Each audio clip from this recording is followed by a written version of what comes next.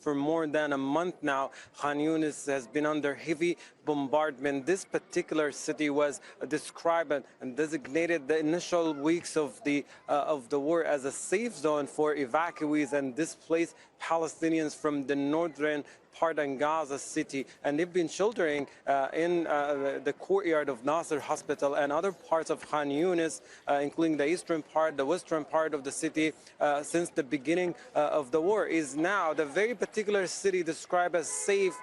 zone is now a scene of devastation and suffering and further civilian casualties and more displacement as the Israeli military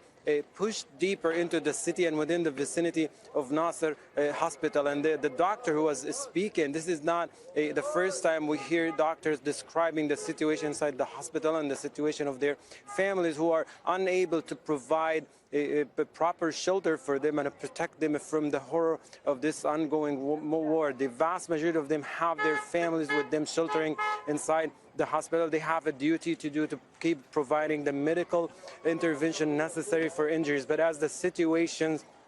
getting worse and there is a surge in the bombings, and indeed there is an intense bombing campaign going on not only within the vicinity of the hospital but now further the western part of the city around Al Amal Hospital and within the vicinity of an academic institution, the largest public university across the Gaza Strip is the Al-Aqsa University, where thousands of Palestinians literally have been sheltering inside the buildings of the university and the campus where they set up their tents for weeks now. They found themselves now caught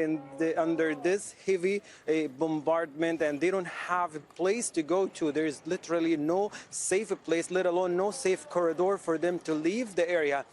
The area is being bombed by land, by air, and by sea, with attack drones everywhere hovering across Khan Yunis, shooting at every moving object. There's so far 12 people have been killed as a result of these attacks by the drones, by the quadcopters drone in the area. There are people who are trapped inside their buildings with family members who have been injured or critically injured, or have been killed inside the hospital. It's just the fact that the city is now effectively separated